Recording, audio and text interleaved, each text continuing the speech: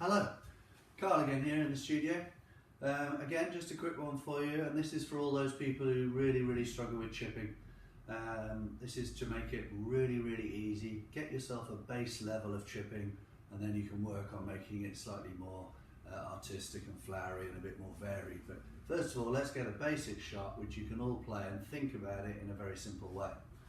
So I very often, for those people who've had chipping lessons with me, will first of all make you hit your first few chips with this club, your putter. And very often we find that when I ask people, do you miss hit putts a lot? Do you hit the ground before the ball or hit the top of the golf ball? They'll look at me strange and say, well, of course not. Well, let's think why that might be, because by putting the ball roughly in the middle of their stance, possibly even a fraction forward, and putting is simply an action of pushing the ball through towards your target. There's no expectation of loft from the golfer, there's no loft on the club. So the job is relatively straightforward in just pushing the ball towards your target, here. Nobody mishits putts, no matter how long they are. Now when I ask that same person to do the same thing with another putter in their hand, a putter that looks slightly different, looks remarkably similar to my lob wedge in fact, we just need to adopt the same action. Don't forget, the function of loft is something that the manufacturer is responsible for. You've paid good money for that.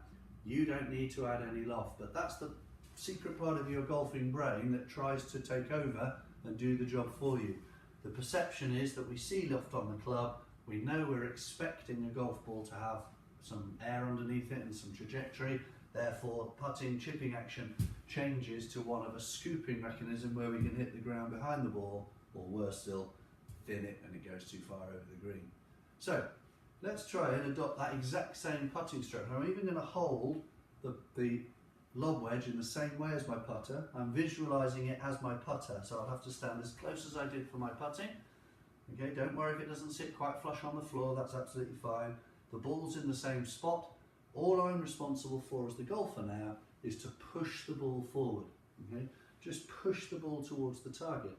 Now the loft of the club will do what it does and send the ball on whatever trajectory it wants, but I'm not in control of that. All I'm in control of is hitting a putt with this new putter. Same action that I just had with my putting, and you can see the ball went airborne, didn't strike the ground before the ball, I just hit it exactly as I would with a putter. So give that a go, and I promise you, you'll be more dependable with your chips from around the green.